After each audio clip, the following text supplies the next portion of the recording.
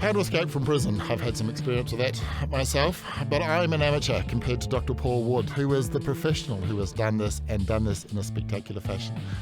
In my interview with Dr. Paul Wood today, I talk about his past. I talk about the things that have turned him from his inherent nature and how his inherent nature has overcome the circumstances that caused him to spend 10 years and 10 months in prison.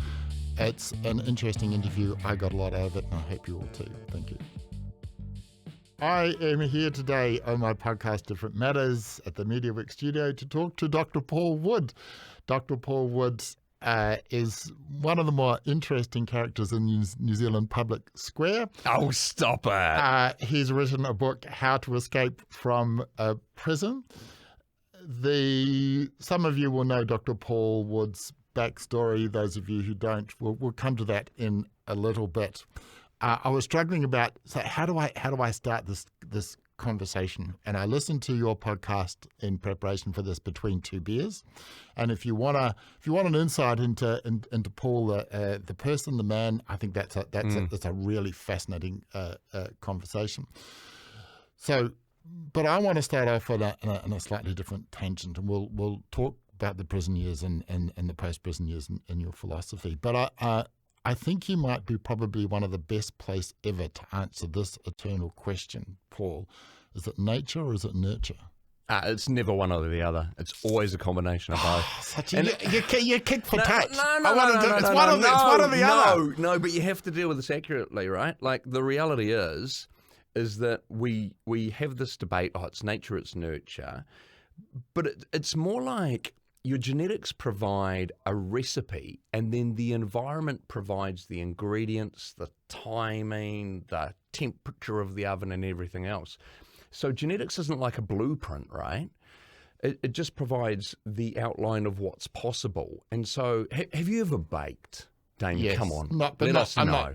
Not seriously, but okay. No. Okay, but you've baked the same thing more than once and had quite different results in terms of quality and taste. You ever had that? Yeah, done that. Okay, excellent. The recipe's the same, but just the quality of the ingredients, the timing of the ingredients, how good the oven is, all of those different things really determine what you get at the output.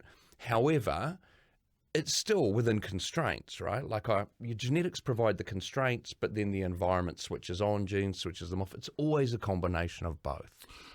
So, see, I have a slightly different, because you talk in the book about, I can't remember who said it. You have 100 potential lives at birth, but you only live one.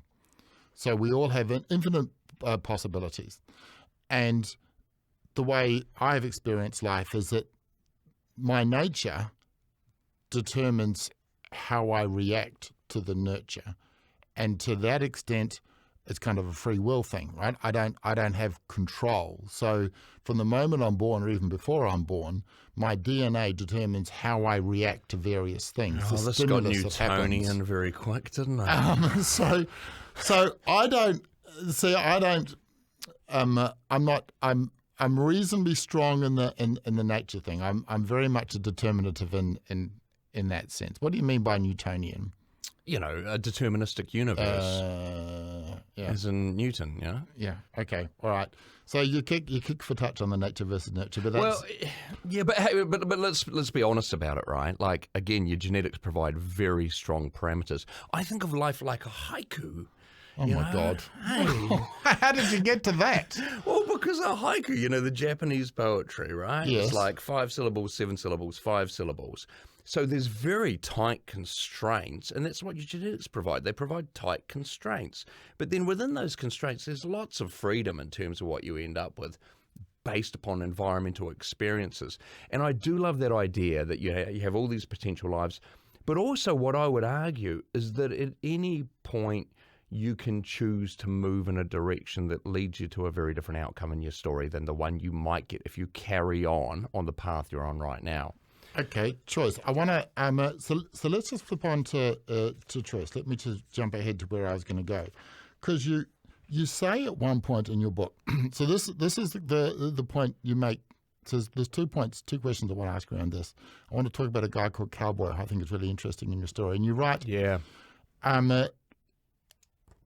living my life in the present, this is you, living my life in the present was the key to making my escape. I didn't worry about what I was going to do in some uncertain future. I just focused on what I could do that day, on what I could do right then. So I stopped smoking weed and started studying full time. That sentence and around the rest of that point, around the rest of that book, it's just kind of like, I've been playing chess for 10 years and then suddenly I decided to play Cluedo. What? I don't quite understand how that segue just happens. There must have been, because my question is, I guess, a related question is, why you? There were so many other people in the environment that you were in, and a tragically small number make the decisions that you did with the consequences that you did. Why did you make that choice? You said you make that choice, but why? I think I'm incredibly fortunate in the sense that I just had the right ingredients come together. And I think that's the challenge, and that's why the number is so small in terms of who really comes out so much better off the other end in the way I did, in respect of, contributing to society and no longer committing crimes and victimising people and that. But I think it is a variety of different ingredients that have to come together, and I was lucky to experience those. I think the big thing that people fall into, and I don't think this is just prison, Damien, I think people do this in life as well, is they're always casting forward to some future point in their life that they're focused on getting to. And they see now as more of like a placeholder, right? Until they're at that point. Oh, when I retire, when I get that promotion. And when you're in prison, of course, it's when I get free. This is the sort of mindset. Whereas I do think that shift to being able to do things that I found value in the moment and focus on those, rather than thinking, oh, I'm going to put it all on when things are better, when circumstances are easier, when I'm free, was a massively important transition for me. However, I mean, geez, you write a book, everything is an oversimplification relative to the complexity of human experience, right? And I really don't want people to think that it was some kind of Damascene experience. I saw the light, and then all of a sudden I made the radical change. Like all real change, it was a whole lot of non-linear movements that ended up taking me to where I am today. But there were lots of false starts. There were lots of missteps along the way. It wasn't a straightforward process. I threw a lot of words at you. Did I answer your question or not? No. Because it is, and I mean, my life, it doesn't mirror yours, but it kind of shadows it in a way, because I've been on a similar journey, not as far out to sea, so not as far to row back. And I don't know that I can answer that question for myself. I don't know the answer. So I was kind of wondering whether you did, because it sounds like you're saying, go back to my earlier question, nature and nurture. You had the nature, and then the nurture provided you with an opportunity to diverge, and so you took it. But there are lots of people who had that same opportunity and don't take that.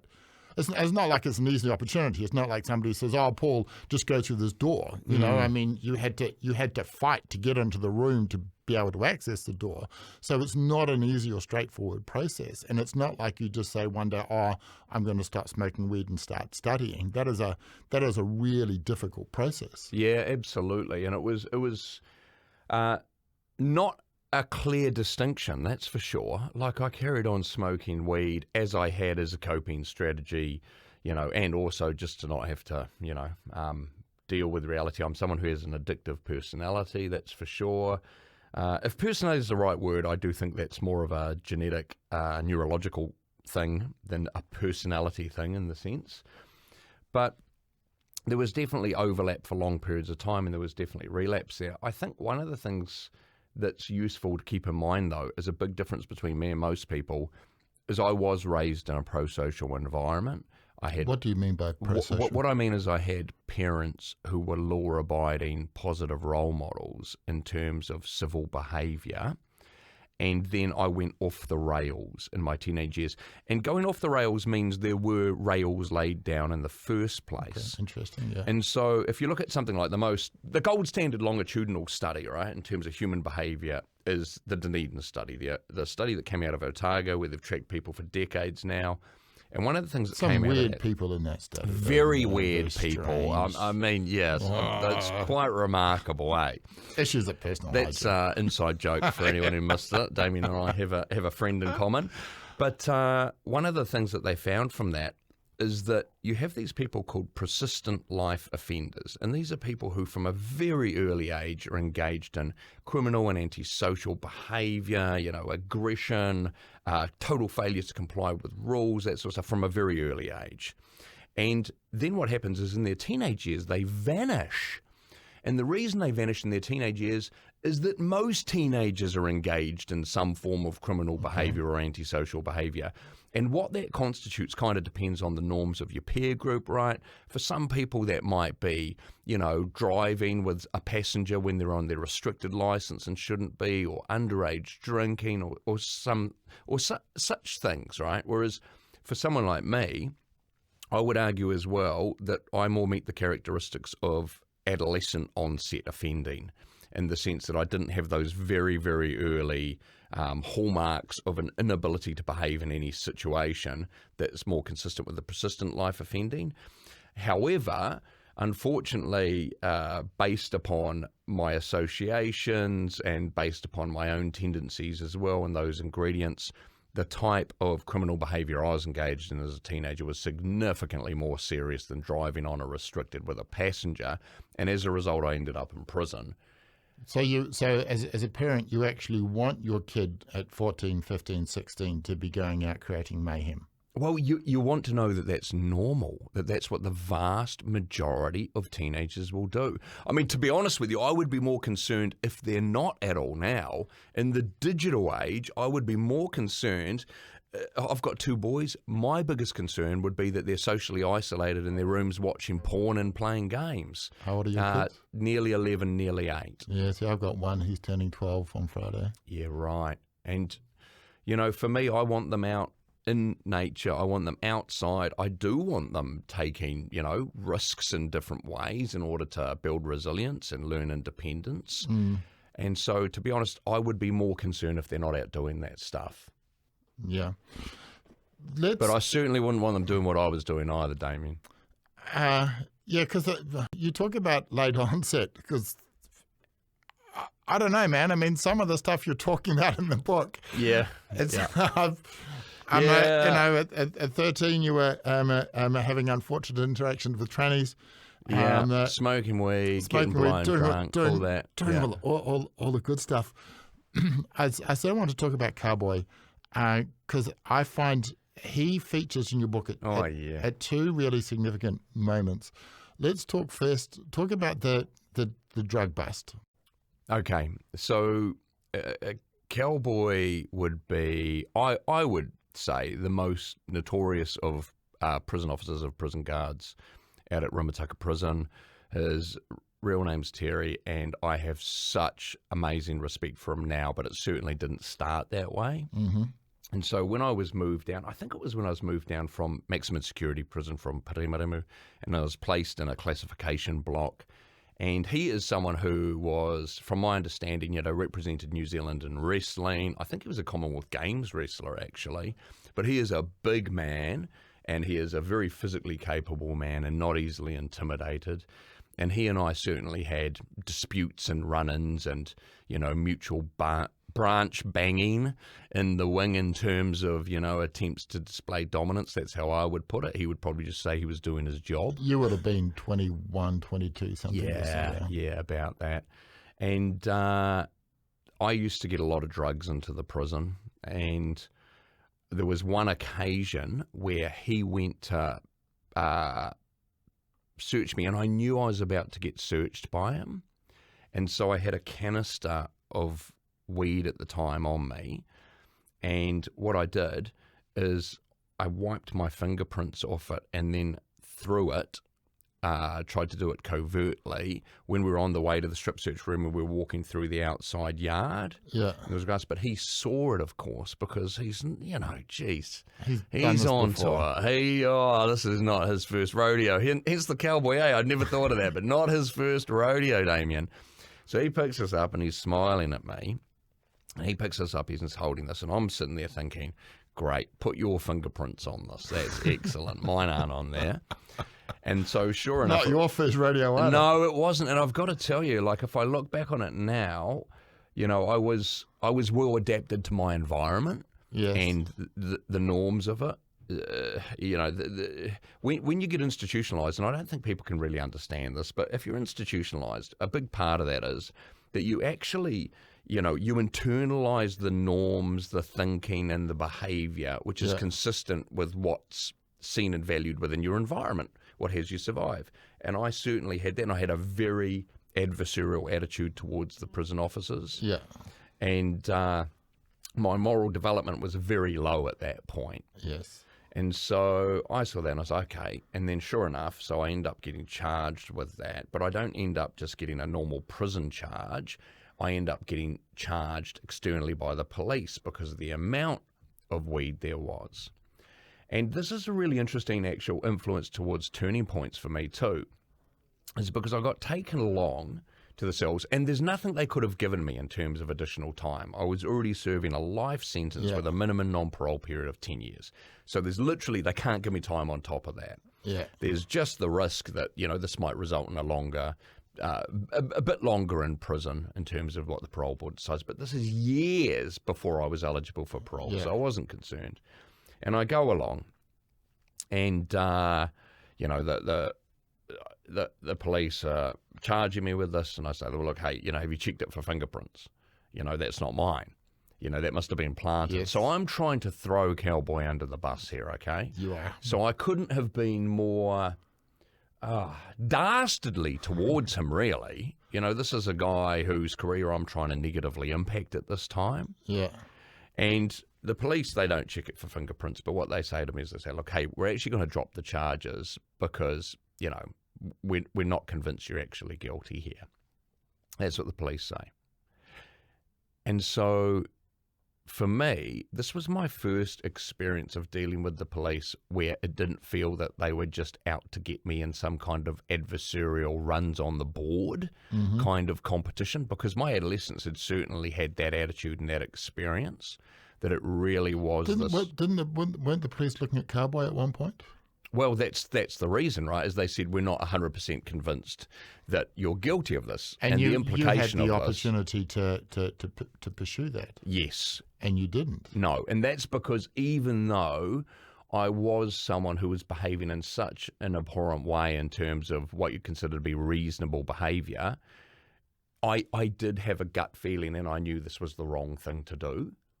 So even though I had really internalized all those norms of my criminal lifestyle and my criminal environment in prison, there was the real, what I consider to be the real version of me, the version I thank my mother for, who was lurking deep inside and who knew that was the wrong thing to do. That was your nature. But then, so you make the right call.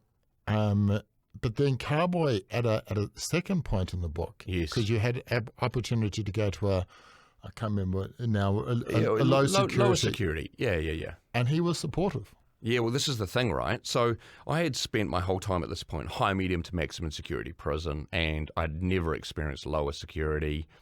And, people just, I really don't think people get how dangerous and oppressive high security prison is. Yes. One of the things I do these days is occasionally I write expert reports and provide expert testimony for violence that happens within prison around institutionalization, these sorts of things. And as part of that, I watch CCTV footage, right, of violent offending that goes on in maximum security prison. And you watch this stuff and you're just like, what hope is there that people who come out of this environment have any chance whatsoever of not going on and committing further crimes? It's such a bad environment.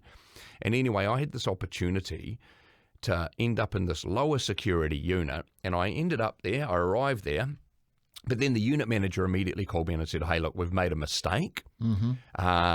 You've been moved down here, but this is actually the unit that Cowboy's in. And everyone calls him Cowboy, by the way. The staff, everyone calls him that. And they said, look, it's, Cowboy's in this unit, we're going to move you back out. And I said, look, I'm really trying to do the right thing. I've really changed. You're not going to have issues like there have been in the past between Cowboy and I. And the unit manager said, well, look, he's going to be back on shift. I think it was the next day or maybe a couple of days later. And he said, look, we'll leave it up to Cowboy to decide. And in the most bloody gracious, magnanimous gesture ever, he had no reason to do this. He let me stay in the unit.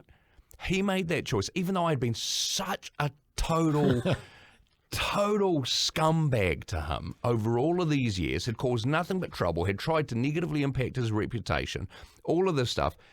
He let me stay in that unit. And I'll tell you this right now, I often found that in my experience of change.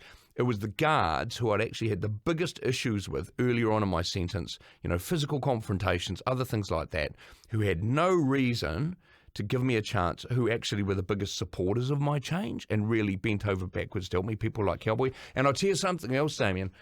When I went back to Rimutaka Prison a few years ago to speak to some of the units there. Was he still there? He was still there. And he actually came along to one of the talks I did, and I actually had the chance to acknowledge him and give him a big hug, which is always dangerous with a wrestler. You don't want to give them an underhook. But, it was a really cool moment for me, actually, to be able to see him and acknowledge him and his part on my journey. Well, I mean, there was cause and effects, right? You made the decision not to pursue the issue, which may well have impacted on his decision to let you go down. To be honest, I doubt he even knew that. I doubt he knew okay. it. No, because, look, the police wouldn't have been at that point talking to him or anyone else. Right. Okay. They would have been chatting amongst themselves and deciding what the path forward was. Yeah. Come on, mate, they don't have the resources to be bloody preemptively interviewing people or talking to stuff. And so he wouldn't have known that.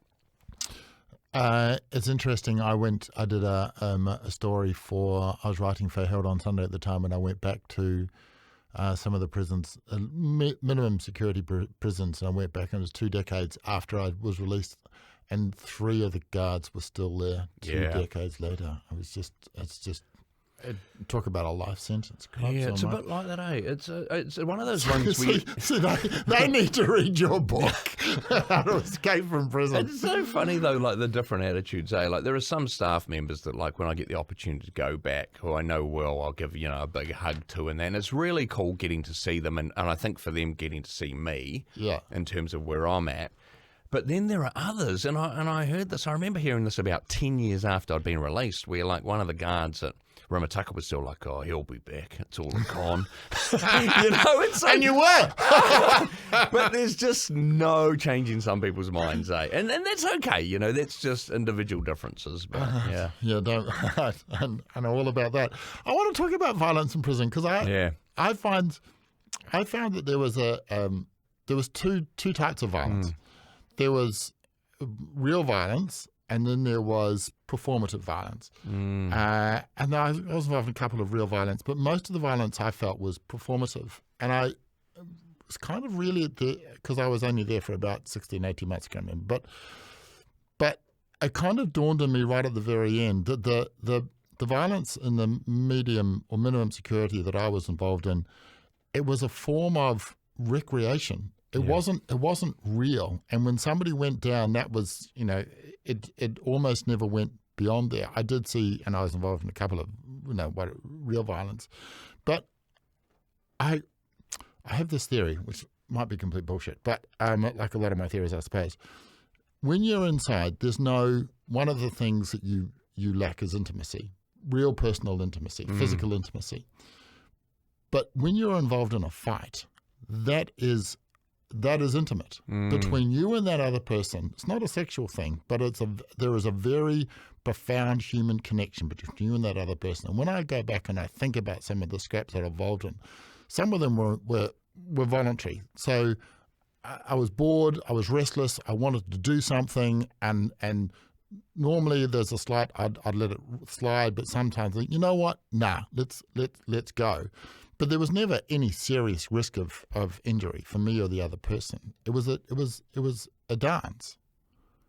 Yeah, I fully get that, and I think anyone who does combat sports would fully get that too. True. Anyone who does MMA, the jits, judo, anything like that, boxing, Muay Thai, whatever, will get the actual sense of connection in a intimacy sense rather than a physical sense that you actually get with people who you engage in those types of activities with. I think the same is true in terms of things like, rugby league, anything where there's physical contact. I do agree with that. However, I would say the higher the security level, the less it's posturing. The more the threat is very real and is going to be very serious. And that's because it has to be from a protective perspective, right? Because if you're just posturing in maximum security prison, the person who you're interacting with is, that's like, gambling on green. It's highly unlikely you're going to win that one because the vast majority of people are there because they've demonstrated extreme violence in other prisons. And so it's going to be bad for you, and it's going to be serious enough to take you out so that you're not an ongoing risk to them. And it's also because, again, as I look back, the fights that occurred with me and with other people, they were you didn't fight somebody who was outside of your league in either direction. Because if you picked on somebody who's too weak, there'd be repercussions. And if you picked on somebody who's going to give you a hiding, well, that didn't make any sense. So yeah, I was kind of interesting. I've toyed with that. I want to talk about something else. Your memory. There are a couple of points in the book. You describe, I think it was the first night, and a prison guard comes in and gives you bread and sausages. Yeah. You remember that? That was yeah. Well, and then there was another time you described two boys. You were going up to Paremoremo, I think, and you described a couple of guys, and you described their faces as being despondent. Some of the things you describe, the level of recall and detail is remarkable. Well, one of the things that I actually did is I had written most of the actual factual incidents of that book while I was in prison. Yeah. Now, it wouldn't have been that stuff, but I would say with some of those experiences, particularly the things like being on the bus to Parry, coming into the prison, that's like flashbulb memory stuff. That's what we'd call it in psychology. It's like everyone remembers where they were when 9/11 happened, Except they don't.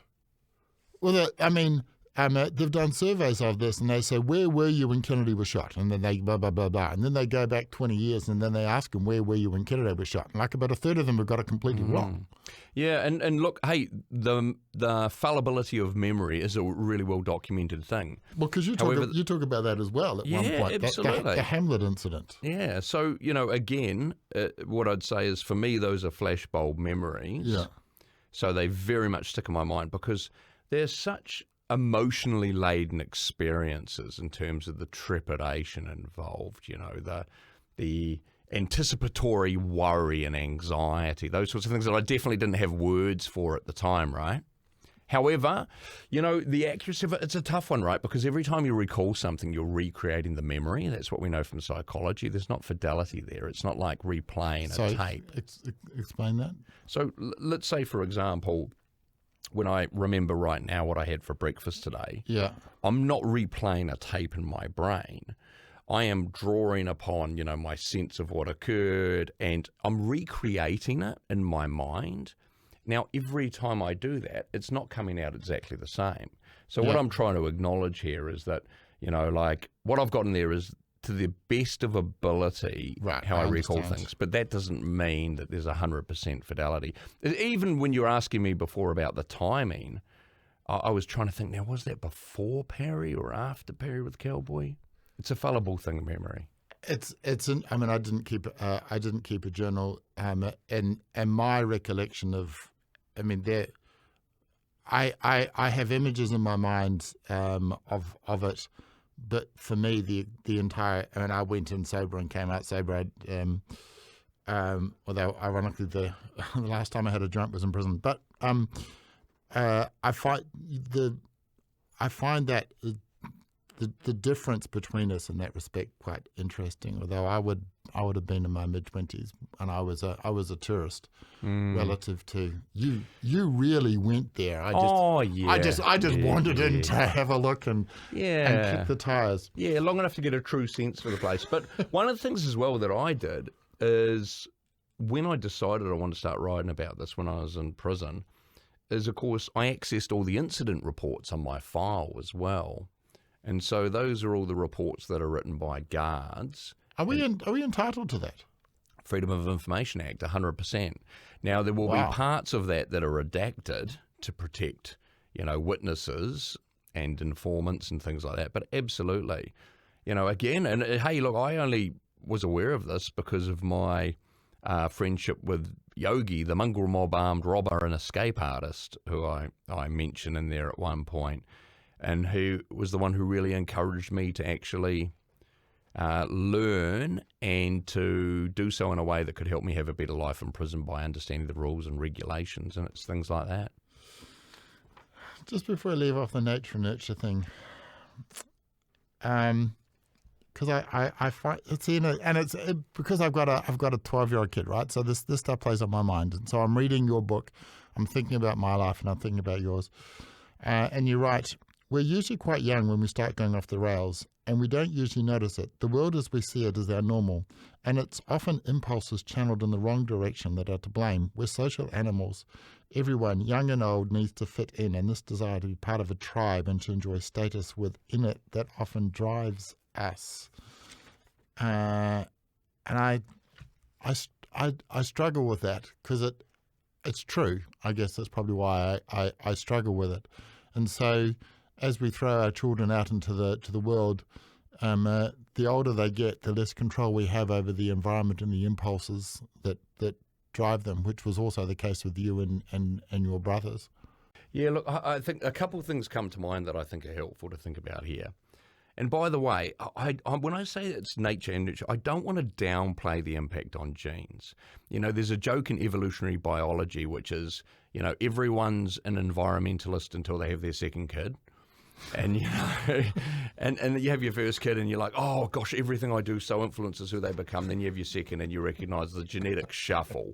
They sort of come out how they come out. However, but this is the thing about the nurture piece, is that your job as a parent is not to engineer them. You can't do that, but to shepherd them into the right pastures where those impulses and those tendencies are not going to cause problems for them.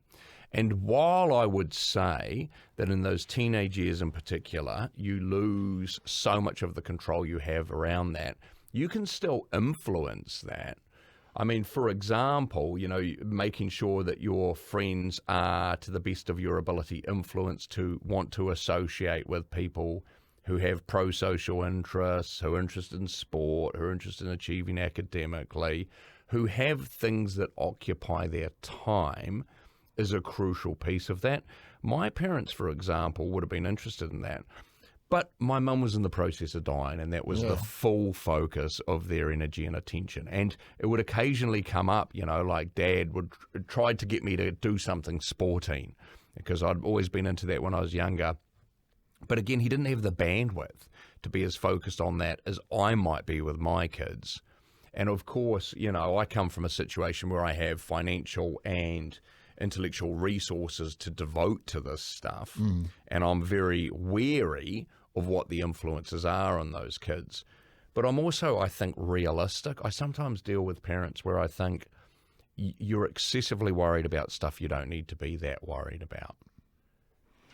I read somewhere, which I quite liked, and it said, the nature of a child, the nature of a person is to grow like a tree, whatever. As a parent, you can assist how high the tree grows. As a parent, you can damage the growth of the tree. You can stunt it. You can damage it. But you are really limited in a sense to where the tree is going to go, which is in some way liberating, in some ways disconcerting. I like that about the second child. We've only got one, so I'm kind of stuck with it. I just want a couple of little things which I think is interesting. Crash. Oh yeah. I played Crash a couple of times in Mount Eden. I did an interview on the NBR. It was interviewed by Todd Scott. And I don't think he believed me when I said this was full contact rugby on asphalt. Yeah, well, it's rugby league, to be more technical about it, all right, mate? Yeah, it's not rugby. No one's kicking the ball away. No, all right. That's true. But again, I guess it's the difference. I mean, I played it in Mount Eden, where I was in remand at the time. And again, there was a threat of violence, but it was performative. You went down, and nobody put the boot in. And there was one guy I remember who was acting like a bit of a womble, and they said, "We don't want to play with you anymore," and it was pushed off because I remember that I walked in and they said, "Oh, the white guy, come on, do you want to play Crash?" And I said, yeah, fine, whatever. And I handed my glasses. You have to do that. You have to say yes to that. There's no way you can say no. There's no way you can say no. It signals something really important. And you know, I knew that right then that I had to play that. I didn't even know what it was. I handed my glasses off to some gangster, thinking, fuck, I hope I get this back. And I can't remember exactly what happened, but it was something like he came back and said, "Oh, you know, good game," or whatever. And they explained the rules to me. I said, all right, okay, all right, fine. And I expected to get a hiding, but I didn't. No. I went in there, and so I thought that was interesting. Oh, you played it on wood. In Maxi, you play it on wood because, you know, they used to take you into the gym. And, of course, the thing there, I think I mentioned in the book too, is one of the guards used to record it. Really? And then put it on the player so all the rest of the blocks could watch it. So you weren't only demonstrating your willingness to engage in physical contact and demonstrate your bravery to the other people you were playing with, you were doing it for reputational purposes to the prison more broadly. However, I certainly played it on concrete at Wellington Prison, at Mount Crawford as well. Okay. And then they had some benches that were concreted into the yard as well that were obstacles. But yeah, in my experience of it, it wasn't generally used for settling scores. It was more, people did tend to comply with the rules around it. However, it was definitely something I always said yes to because I knew it was an important way to signal that I was not scared. Yeah. And that if someone was going to engage in a confrontation with me, then I would, do my best to rise to the challenge. And step up, yeah. Yeah, and so I think that's important. I did definitely see some people, trying to settle scores and go harder with other people and that sort of stuff. But yeah, more often that would be in areas where there weren't cameras and other things to catch it if it was a real intent. I enjoyed Crash, and when it got down, we played rugby in minimum security, and I enjoyed that as well because of the physicality of it. It was just a way to break up the day. There's at least one name in the book that I recall, Hole in the Wall Gang. Oh, yeah. So did you meet Simon? No, and it's not Simon. People always think it is. It was actually Ken. You mention him in the book, and you say Simon Kerr was Mensa level smart. Ken Walsh is actually the guy. He was Simon Kerr's key offsider in the Hole in the Wall Gang who had the big influence on me. So not Simon. It's always assumed. Did you ever run into Simon afterwards? I think we crossed paths, maybe. What's he doing now? But I have no idea, mate. I have no idea. I mean, Ken, who was the main influence on me, he was such a powerful influence. I mean, I've never had the opportunity to thank him personally. I have no idea what he's up to, and I haven't heard about Simon, mounting any protests up the top of Mount Eden Towers in decades. He's presumably aged out of it. I don't know. I would have spent maybe a week sold up with Simon, and I didn't know who he was at the time, although he knew about me because my story had been in the paper, and he's, "Oh, you're the gold guy," but he was just a really interesting individual. I think he was missing a finger, but a really interesting guy.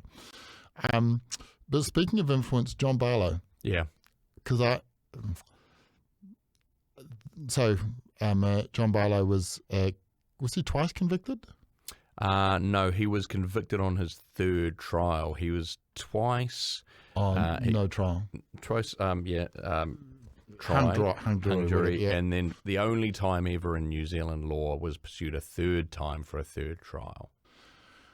I find your engagement with him, and you mentioned him in your TED Talk as well, and I think this is interesting. I don't know whether he's guilty or innocent. I haven't looked into it. I think you're of the opinion that he's innocent.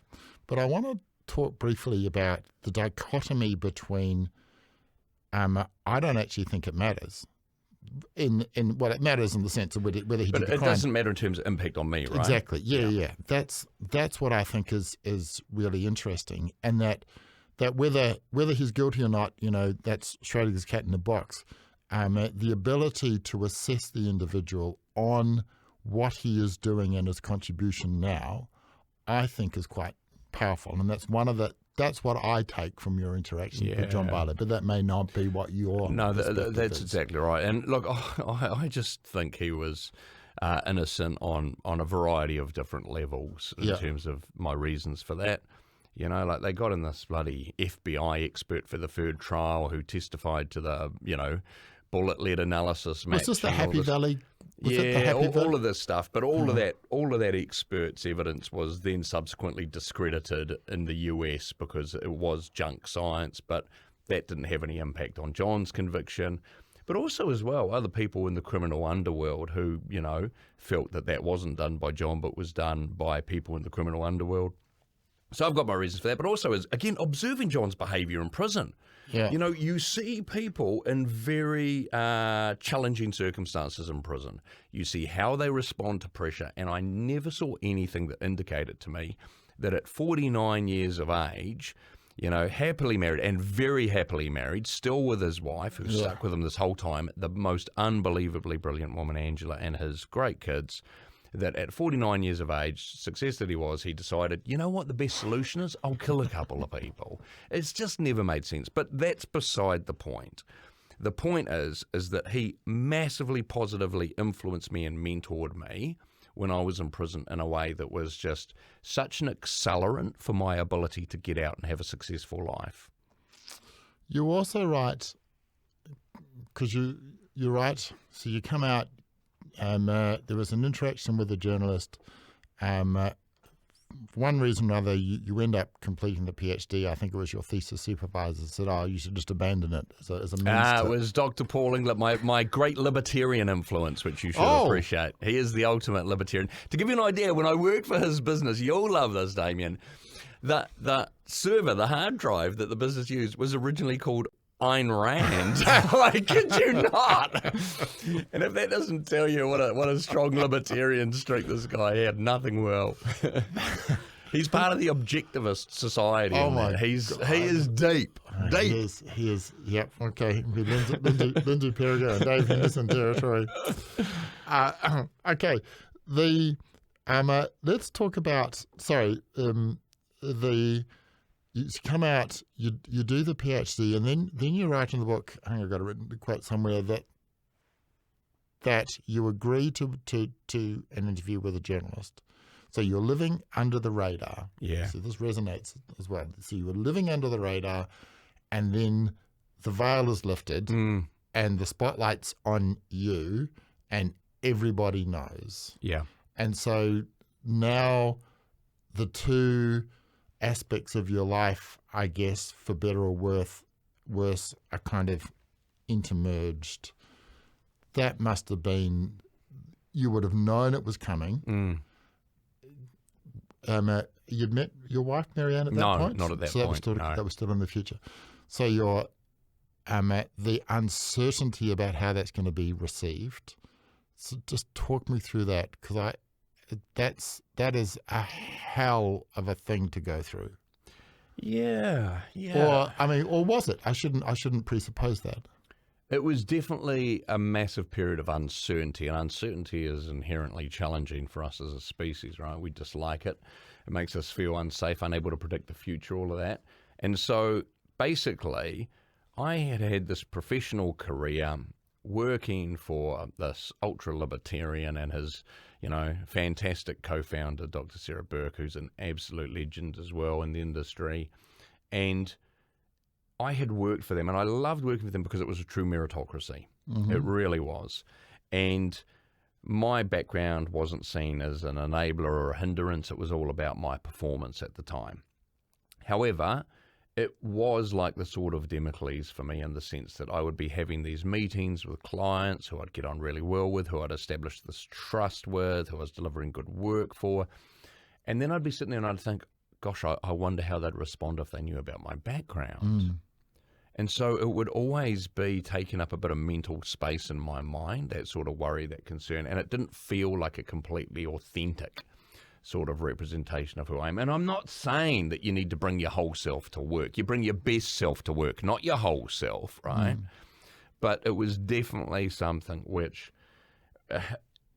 gave me experiences of distress before it even became public. And then when it became public, I thought, okay, look, worst case scenario, this isn't the lead-in and the sort of week leading in, worst case scenario, I'll never be able to work again in this industry of really what is learning and development in organizations. That's what I was working in primarily at that point, organizational development. And I thought, okay, I'll never be able to work in this industry again as worst case scenario, and I'll have to go back and live at my dad's. Well, look, I've been in worse places. And so that was my thing. The great thing about having experienced prison and maximum security and lots of solitary confinement is it provides a great benchmark for misery and suffering. And so I had that perspective. Look, hey, end of the day, all good. I'll be all good. However, I'll tell you what was really interesting, and that was stoicism in practice. Yeah, absolutely. And it's like Stockdale coming down from the plane. Exactly. And, nowhere near as hardcore as what Stockdale had to go through, that's for sure. That's true. Hey, at my dad's, geez, so hard. But, there was... That's a lie. That's not true, because if that opportunity had been taken away from you at that point in time, because I want to talk about your pet in a minute, that would have been the sort of thing that is an existential crushing crisis on a person's soul. So I don't believe you when you say, "Oh, I've lived at worse places." That, because I've been there. Okay, considerably less, but similar impact potentially on my career. Yeah. However, that was a thought experiment, Damien. Right? Yes. That's what I was telling myself at the time.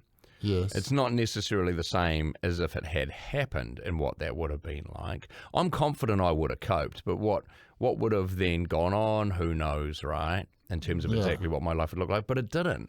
I mean, the where I'm super lucky with my background is that my background actually really effectively integrates with my current identity, in the sense that my current identity is really I'm someone who believes in people's great capacity for positive change and growth. Yeah.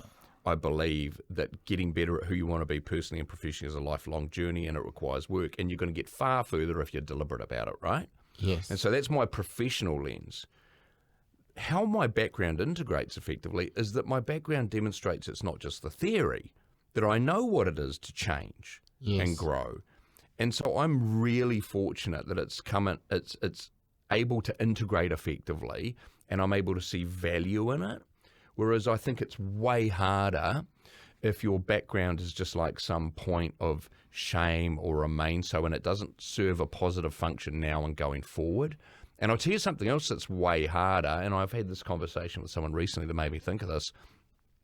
I started from a low place where the only expectations on me around the people who really knew me was that I'd probably end up in prison or similar. And then I've been able to change my life for the better. I think the real hard ones to come back from are the falls from grace. And this is where someone has already reached a point of status, a point of success in life, and then they come undone.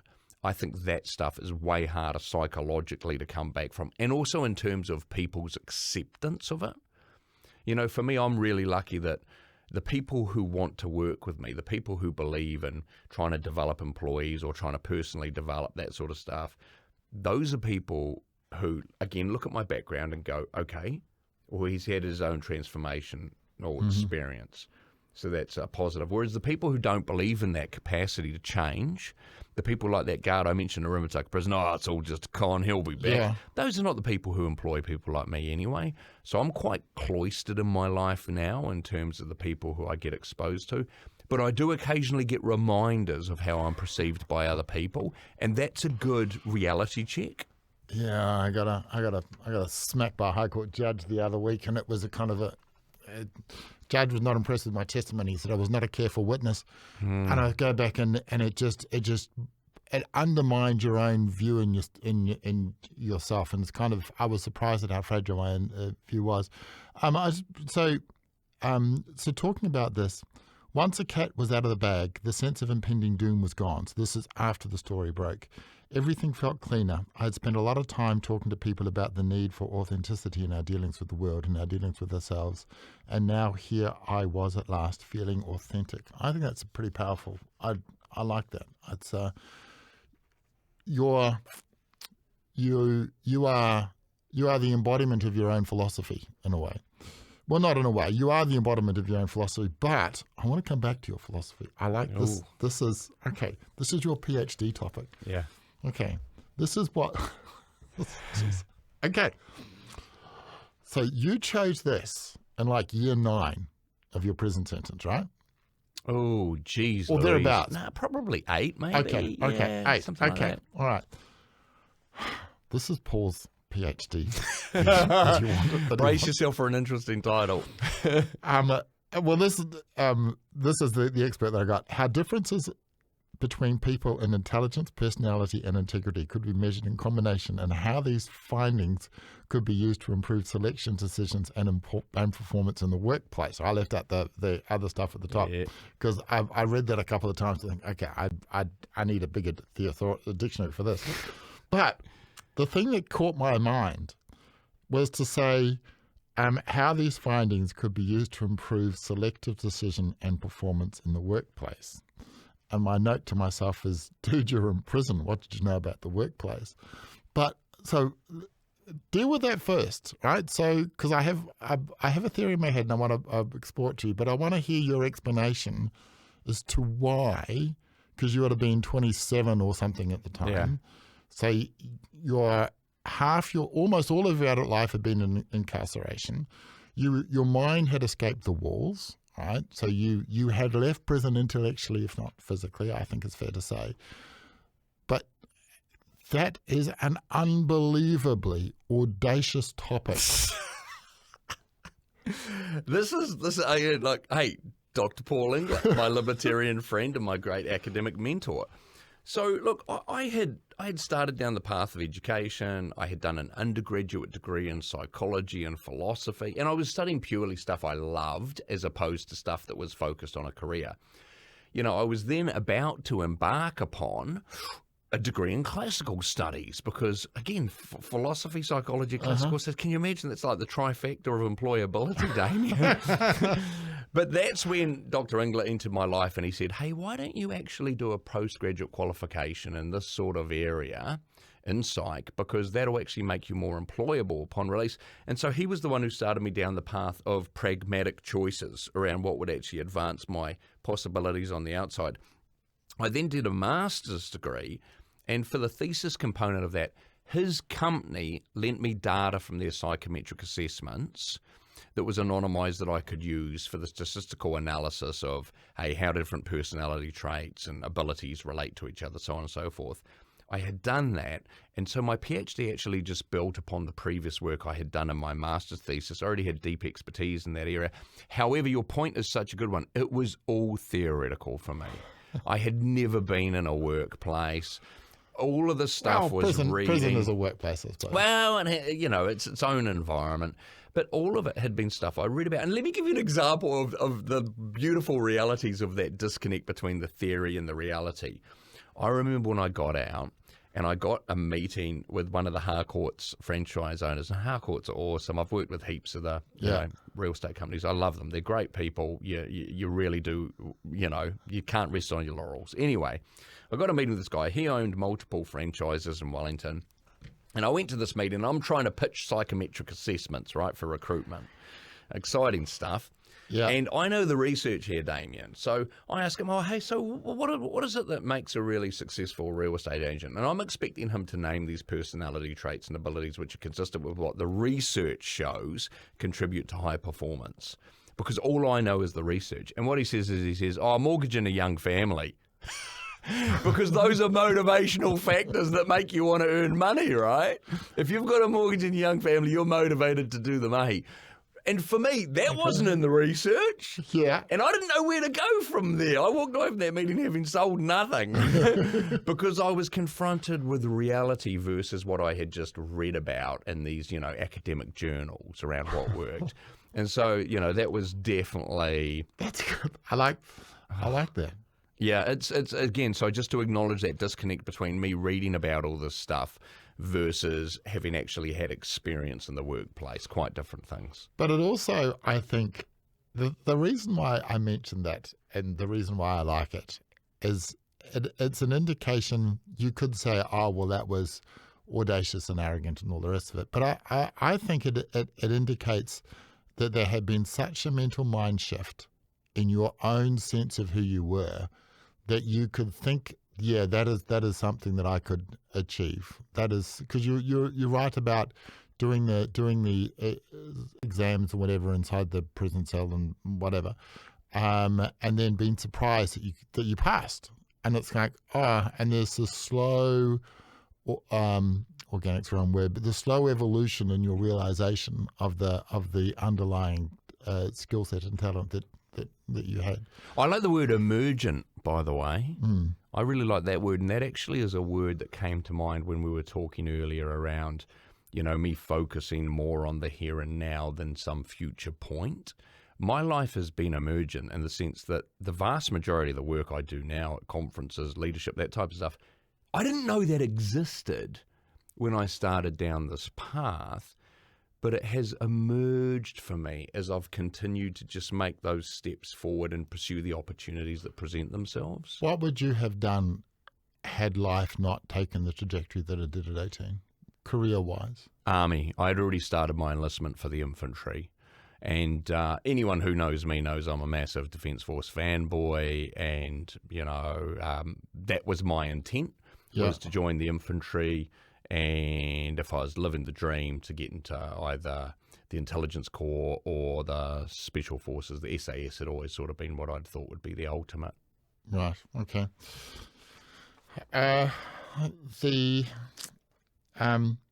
Okay, all right.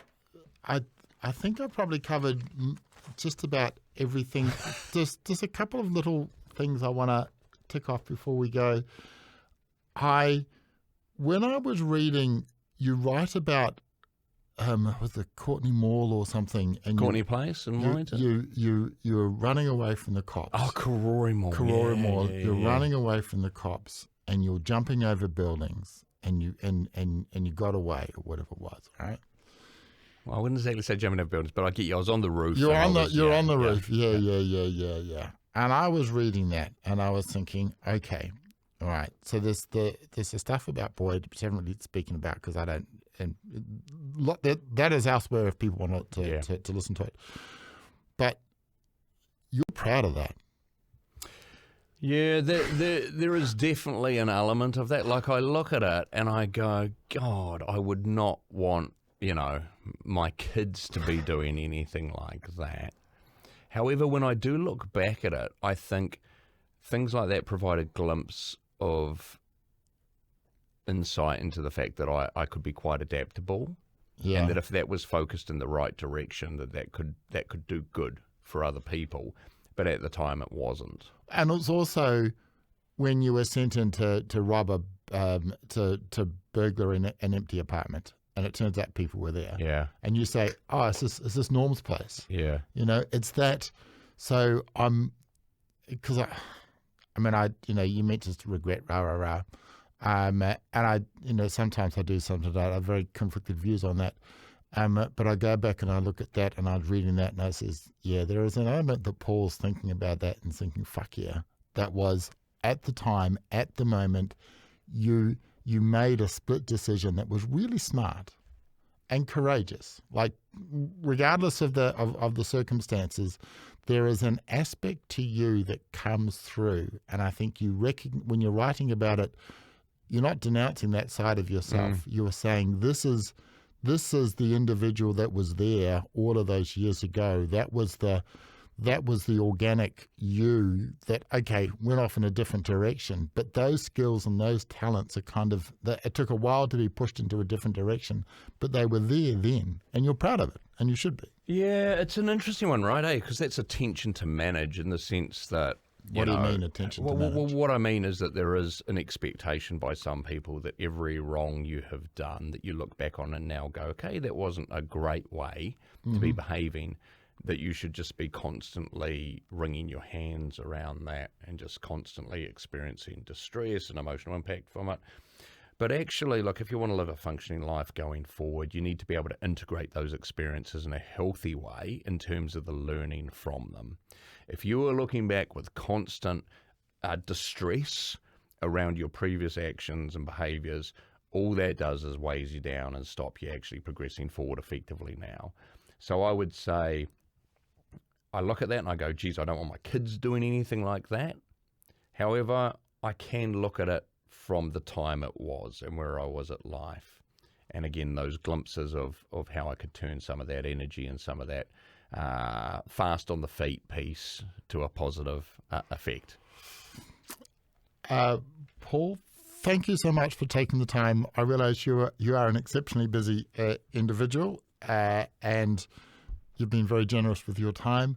The book is a challenging read.